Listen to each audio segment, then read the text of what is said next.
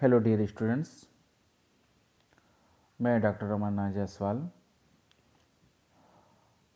आज समाजशास्त्र की इस क्लास में हम चर्चा करेंगे परिस्थिति और भूमिका के बारे में।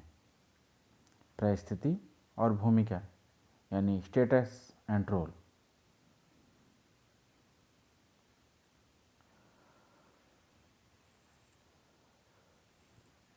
प्रत्येक व्यक्ति का अपने समूह या समाज में एक समय विशेष में कोई न कोई स्थान या पद अवश्य होता है, जिससे समाज में उसकी पहचान होती है। और इसके अंतर्गत कोई उच्च पद पर आसीन होता है, कोई निम्न पद पर आसीन होता है।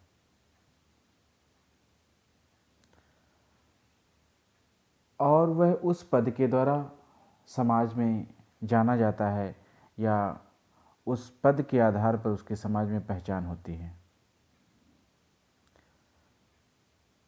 एक व्यक्ति किसी एक क्षेत्र में कभी महत्वपूर्ण पद पर हो सकता है तो दूसरे क्षेत्र में उसका पद नीचा भी हो सकता है या उसका दर्जा नीचा भी हो सकता है।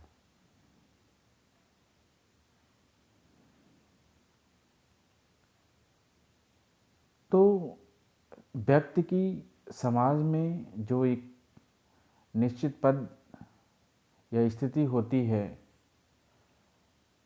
समाजशास्त्र में इसे ही परिस्थिति कहते हैं।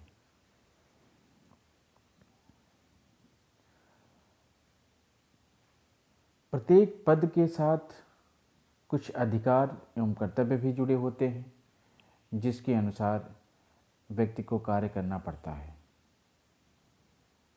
और इसे ही भूमिका कहते हैं। क्योंकि आप देखते हैं व्यक्ति समाज में होता है, परिवार में भी उसका कोई न कोई पद होता है, वो चाहे रिश्तों का पद हो या अन्य कोई पद हो। जैसे हम देखते हैं कि परिवार की बात करें तो उसमें मुखिया होता है, या माता है तो माता का जो उसका पद है, या पिताजी हैं तो पिताजी का अपना पद है। तो उस पद के अनुरूप ही लोग अपना कार्य एवं व्यवहार करते हैं, या उस पद के अनुरूप जो कार्य और व्यवहार करते हैं उसे भूमिका कहते हैं। और जो उनका निश्चित पद होता है वह परिस्थिति कहलाता है।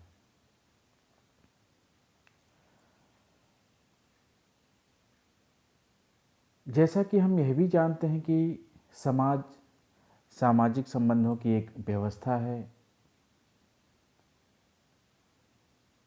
क्योंकि आपने मैकावेलियन पेज को पढ़ा होगा। उनका कहना है कि समाज सामाजिक संबंधों का जाल है।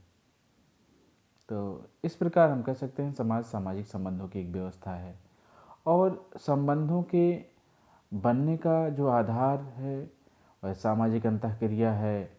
और यह अंतःक्रिया दो व्यक्तियों के बीच न होकर के बल्कि दो परिस्थितियों के बीच होती है।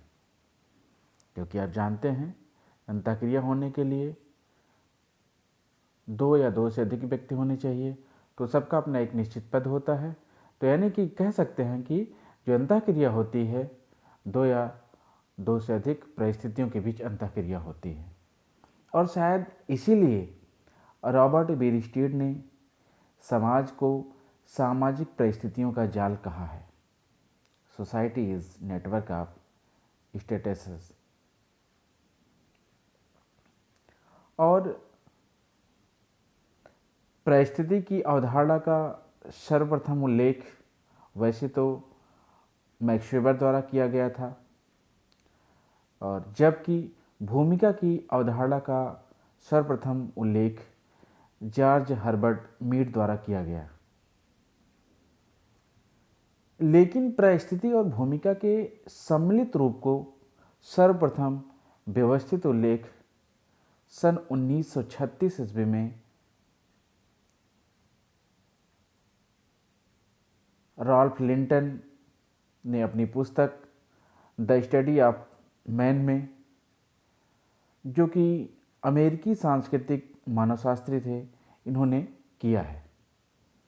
और लिंटन का कहना है कि परिस्थिति और भूमिका एक दूसरे के पूरक हैं, या कभी कभी कहते हैं कि एक दूसरे के पर्यायवाची भी हैं, और दोनों के बीच सीधा संबंध है। तो इस प्रकार यहाँ स्पष्ट हो जाता है कि प्रत्येक व्यक्ति का समाज में अपना कोई न कोई पद या दर्जा होता है, जिसे समाजशास्त्री भाषा में परिस्थिति कहा जाता है। और एक परिस्थिति धारण करने के फलस्वरूप व्यक्ति से जिस प्रकार के कार्यों की समाज सामान्यतः अपेक्षा करता है, और उसके अनुरूप वह जो कुछ कार्य व्यवहार करता है, उसे उसकी भूमिका कहते हैं।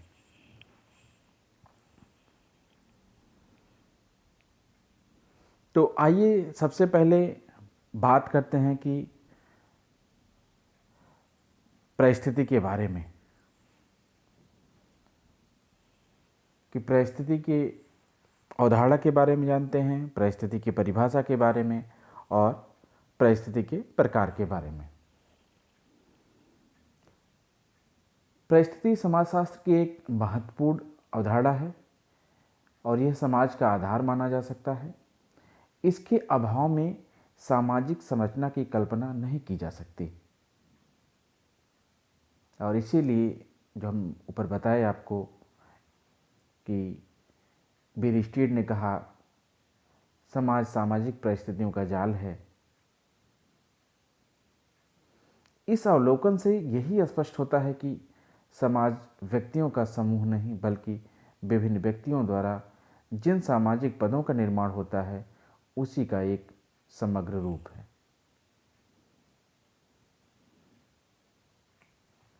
तो आइए इसकी परिभाषा के बारे में जानते हैं, कुछ परिभाषाएं देखते हैं। कुछ विद्वानों ने, प्रमुख विद्वानों ने इसकी परिभाषाएं दी है। तो इन परिभाषाओं के माध्यम से परिस्थिति जो है हम लोग ठीक से जान पाएंगे, समझ पाएंगे, और ठीक से स्पष्ट होगा।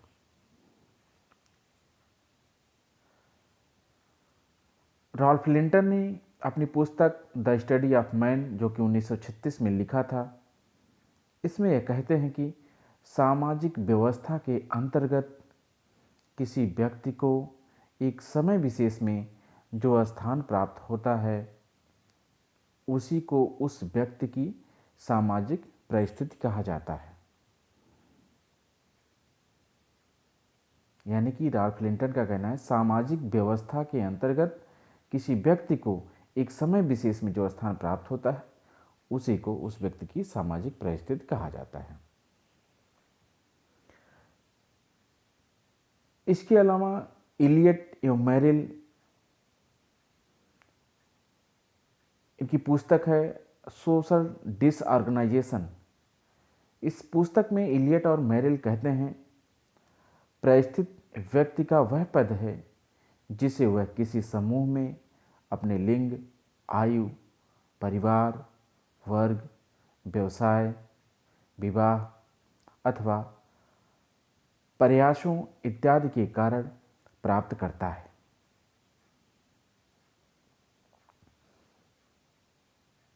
इसके अतिरिक्त ऑगबर्न एवं निमकॉफ ने अपनी पुस्तक अ हैंडबुक ऑफ सोशियोलॉजी में इसे परिभाषित करते हुए कहा है कि परिस्थिति की सबसे सरल परिभाषा यह है कि यह समूह में व्यक्ति के पद का प्रतिनिधित्व करती है।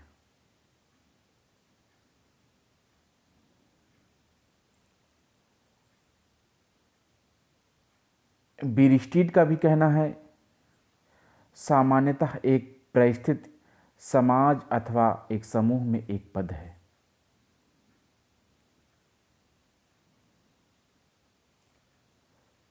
किम्बाल यंग भी परिस्थिति को परिभाषित करते हुए कहते हैं कि प्रत्येक समाज तथा समूह में प्रत्येक व्यक्ति को कुछ कार्यों को संपन्न करना होता है, जिनके साथ शक्ति तथा प्रतिष्ठा की कुछ मात्रा जुड़ी होती है। शक्ति तथा प्रतिष्ठा की जिस मात्रा का हम प्रयोग करते हैं वही उसकी परिस्थिति होती है। किम्बालयन का यह मानना है।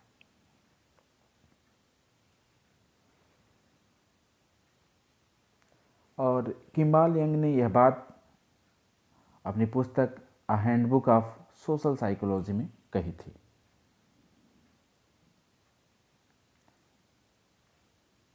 इसके अलावा किंग्सले डेविस ने अपनी पुस्तक ह्यूमन सोसाइटी में परिस्थिति को परिभाषित करते हुए कहा है कि परिस्थिति किसी भी सामान्य संस्थात्मक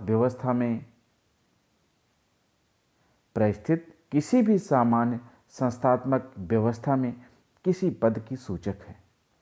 ऐसा पद जो समाज द्वारा स्वीकृत है और जिसका निर्माण स्वतः ही हुआ है और जो जनरीतियों एवं रूढ़ियों से संबद्ध है।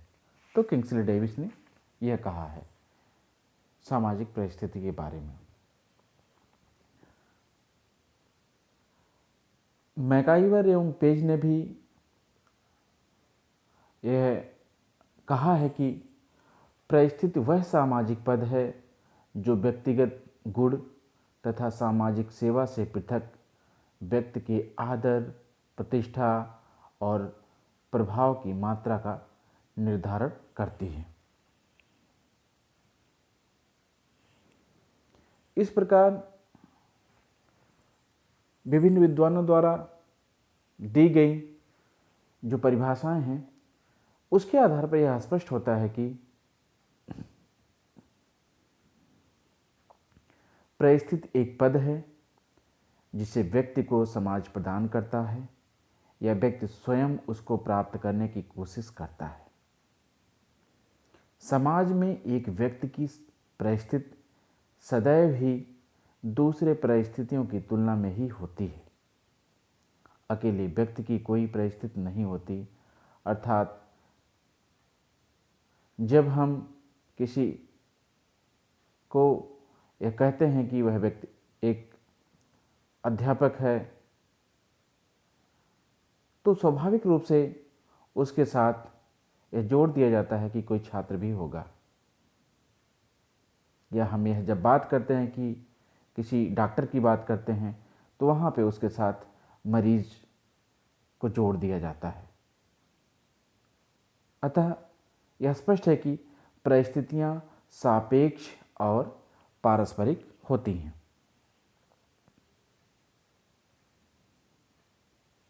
तो इस प्रकार अंततः हम कह सकते हैं कि परिस्थिति व्यक्ति की समूह अथवा समाज में पद की सूचक है। यह पद व्यक्ति को समाज द्वारा स्वतः ही प्रदान किया जा सकता है या व्यक्ति अपने गुणों एवं योग्यता के आधार पर प्राप्त कर सकता है। आइए अब देखते हैं कि परिस्थिति की कुछ विशेषताएं हैं, इसके बारे में जान लेते हैं।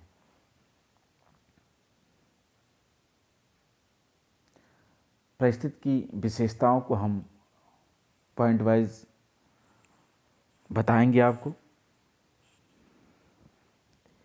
इसमें से जो पहली विशेषता वह है प्रत्येक समाज में एक परिस्थिति और उससे संबंधित भूमिका का निर्धारण उस समाज के सांस्कृतिक कारकों एवं मूल्यों द्वारा होता है। यानी कि समाज में जो परिस्थिति निर्धारित की जाती है वह किसी भी समाज की जो संस्कृति होती है, जो सांस्कृतिक कारक होते हैं, जो सांस्कृतिक ढांचा होता है, उन कारकों और उस समाज के विभिन्न मूल्यों के द्वारा यह निर्धारित होता है। और संस्कृति ही यह तय करती है कि किसे कौन सी परिस्थिति प्रदान की जाएगी और वह क्या भूमिका निभाएगा। नेक्स्ट पॉइंट है इसकी विशेषता के अंतर्गत परिस्थिति की अवधारणा को दूसरे व्यक्तियों के संदर्भ में ही समझा जा सकता है। एक व्यक्ति की परिस्थिति का संबंध अन्य व्यक्तियों की परिस्थितियों से होता है जो उनसे प्रभावित भी होते हैं। उदाहरण के लिए महाविद्यालय का उदाहरण ले लेते हैं। आप जानते हैं उसके अंतर्गत प्राचार्य की परिस्थिति को प्राध्यापकों एवं छात्रों की परिस्थितियों के संदर्भ में ही समझा जा सकता है। यानी कि महाविद्यालय के अंतर्गत जब भी हम प्राचार्य की बात करेंगे, यानी हम ये भी बात करेंगे कि उनके अंतर्गत उनके अधीनस्थ प्राध्यापक काम करने वाले होंगे, सेवारत होंगे और पढ़ने वाले छात्र भी होंगे, इन सभी की अपनी अपनी परिस्थिति होती है। प्राचार्य की अपनी परिस्थिति है, प्राध्यापक की अपनी परिस्थिति है, छात्रों की अपनी परिस्थिति है। नेक्स्ट पॉइंट है, इसके अंतर्गत है एक ही परिस्थिति का निर्वाह पृथक पृथक व्यक्तियों द्वारा अपने अपने ढंग से किया जाता है। यानी कि जो एक ही परिस्थिति होती है उसका निर्वाह पृथक पृथक यानी अलग अलग व्यक्तियों द्वारा अपने अपने तरीके से किया जाता है। जैसे मान लीजिए अंबेडकर नगर है, अंबेडकर नगर का डीएम का पद है। अब आप देखते समय समय पर अलग अलग डीएम आते रहते हैं, तो जो भी डीएम आते हैं उस पद को सुशोभित करते हैं, तो वह अपने अपने तरीके से या उनके व्यक्तित्व का प्रभाव भी देखा जा सकता है उनके कार्यों एवं व्यवहारों में। यानी परिस्थिति या पद है वह डीएम का ही, परिस्थिति डीएम का है, लेकिन सभी लोग अपने अपने कार्यों एवं व्यवहारों के अनुरूप उसे संचालित करते हैं। नेक्स्ट पॉइंट है प्रत्येक परिस्थिति व्यक्ति के संपूर्ण सामाजिक पद का केवल एक ही भाग होती है। व्यक्ति समाज में एक साथ अनेक परिस्थितियां प्राप्त करता है और विभिन्न अवसरों पर उनके अनुरूप ही अपनी भूमिका निभाता है। उदाहरण के रूप में कह सकते हैं, जैसे यानी कि आप देखते हैं कि एक ही व्यक्ति होता है क्या, कई परिस्थितियों को धारण किए हुए होता है। जैसे मान लीजिए कोई एक व्यक्ति डॉक्टर है, परिवार में जाता है तो एक पिता के रूप में उसका रोल होता है, पति के रूप में रोल होता है और पुत्र के रूप में रोल होता है। तो इस प्रकार से विभिन्न परिस्थितियां वह व्यक्ति धारण करता है और उनका निर्वहन अवसर आने पर या जैसी स्थितियां होती उन्हीं के अनुरूप करता है। नेक्स्ट पॉइंट है परिस्थिति के आधार पर संपूर्ण समाज विभिन्न परिस्थिति समूहों में बटा होता है। इन परिस्थिति समूहों के आधार पर हम किसी समाज की विशेषताओं को जान सकते हैं। नेक्स्ट पॉइंट है प्रत्येक परिस्थिति के साथ एक विशेष मूल्य एवं प्रतिष्ठा जुड़ी होती है जो संस्कृति द्वारा निर्धारित होती है। यानी कि किसी भी समाज में जो पद होती है, परिस्थिति होती है, उस पद और परिस्थिति के साथ मूल्य एवं प्रतिष्ठा जुड़ी होती है। जैसे हम डीएम का उदाहरण ले रहे थे, तो आप देखते हैं कि डीएम की जो परिस्थिति होती है उसके साथ बहुत सारे मूल्य जुड़े होते हैं कि उन्हें काम कैसे करना है, उनकी नैतिकता या मूल्य बहुत सारे जुड़े होते हैं, उस समाज के अनुसार होते हैं। इसके अलावा उस पद के साथ प्रतिष्ठा भी जुड़ी होती है, क्योंकि पद प्रतिष्ठा को धारण किए हुए होता है और प्रतिष्ठा जो होती है वह पद के साथ हमेशा जुड़ी रहती है, स्थिर होती है। और यह भी हम कहें कि यह संस्कृति द्वारा निर्धारित होती है और यह भी अलग अलग समाजों में जो है सांस्कृतिक प्रभाव इन परिस्थितियों पर देखा जा सकता है। मान लीजिए कोई किसी एक समाज में उच्च पद पर है, उसकी उच्च प्रतिष्ठा है, और मान लीजिए किसी और समाज में ठीक वही पद है, हो सकता है निम्न माना जाता हो। तो यह है, अलग अलग चीज़ें हैं। नेक्स्ट है एक व्यक्ति एक ही समय में कई परिस्थितियों को धारण करता है, किंतु वह सभी का निर्वहन समान योग्यता एवं कुशलता के साथ नहीं कर पाता है। मान लीजिए आप देखते हैं कि एक टीम में सारे प्लेयर होते हैं, आप देखते हैं कि सारे प्लेयर एक जैसा नहीं खेल पाते, सारे खिलाड़ी एक जैसा नहीं खेल पाते हैं, या समय समय पर आप देखते हैं कि कैप्टन बदलते जाते हैं। तो समय समय पर जो कैप्टन आते हैं उस टीम के, जरूरी नहीं कि एक ही जैसी कुशलता हो, एक ही जैसी क्षमता उसमें हो। तो समय के साथ यानी कि अपनी ही कुशलता और क्षमता के अनुरूप जो है वह खेलते हैं। तो इसी अनुसार कोई और पद ले ले हम समाज का, तो वह भी यही होता है।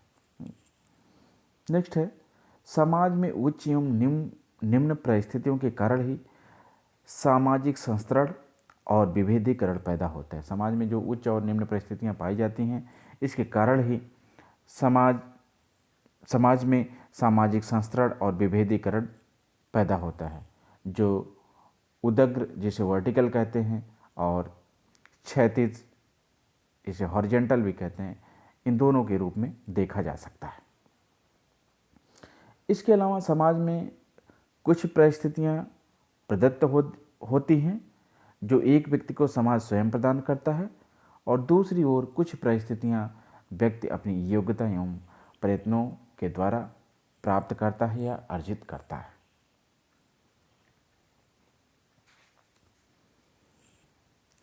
अब इसके बाद हम बात करेंगे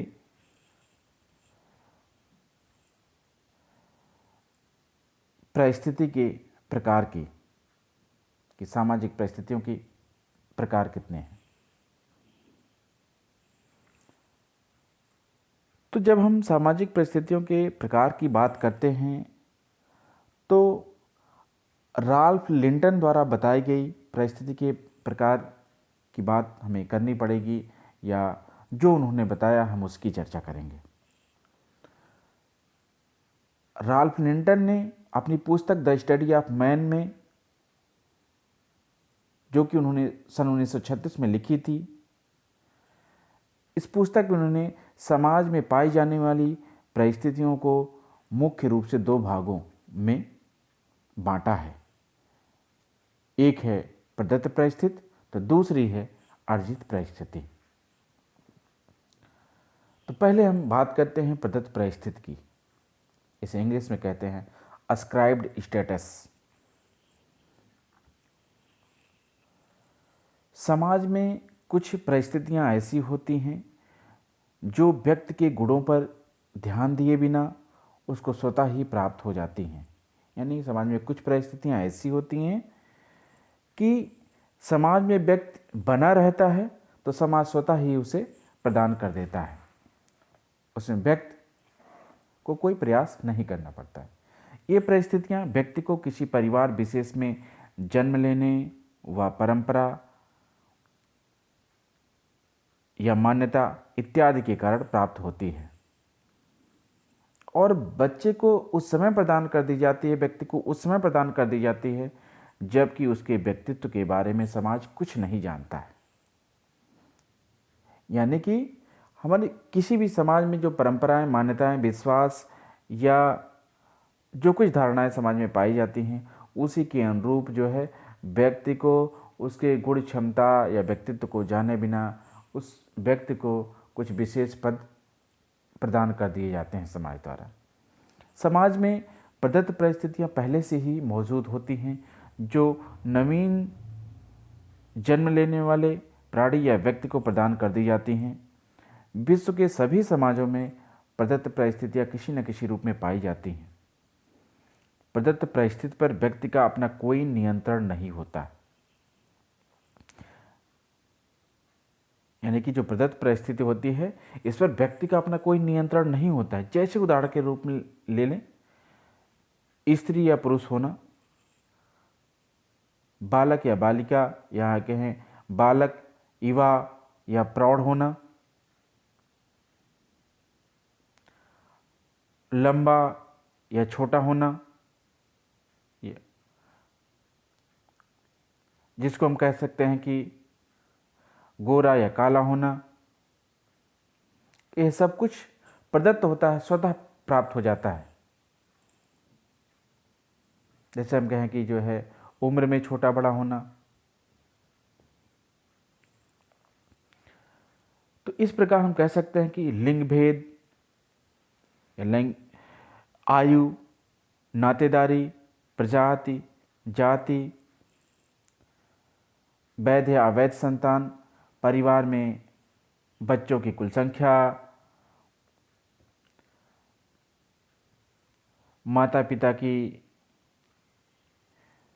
मृत्यु या विवाह विच्छेद इत्यादि व्यक्ति की इच्छा का कोई ध्यान नहीं रखते हुए उसको एक परिस्थिति प्रदान कर देते हैं।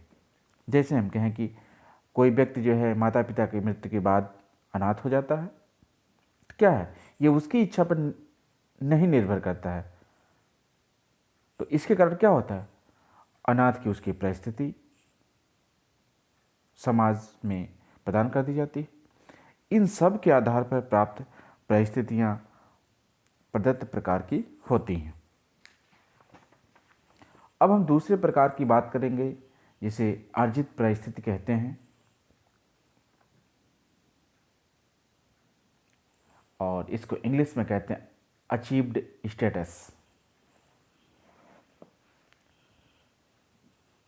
तो इस प्रकार समाज में कुछ परिस्थितियां ऐसी भी होती हैं जिन्हें व्यक्ति अपने गुण, योग्यता, सामर्थ्य एवं क्षमता के आधार पर प्राप्त करता है। जैसे आपने देखा कि प्रदत्त परिस्थिति में व्यक्ति बिना प्रयास के समाज द्वारा स्वतः ही या जन्म लेने मात्र से ही स्वतः ही कुछ पद को प्राप्त कर लेता है, कुछ परिस्थिति को प्राप्त कर लेता है। लेकिन अर्जित परिस्थिति के अंतर्गत समाज में हम कह सकते हैं कुछ ऐसी परिस्थितियां होती हैं जिन्हें व्यक्ति अपने गुण, योग्यता एवं क्षमता के आधार पर प्राप्त करता है, और यही अर्जित परिस्थितियां कहलाती हैं। हार्टन एवं हंट के अनुसार एक सामाजिक पद जिसे व्यक्ति अपनी इच्छा एवं प्रतिस्पर्धा के द्वारा प्राप्त करता है, वह अर्जित परिस्थिति के नाम से जाना जाता है।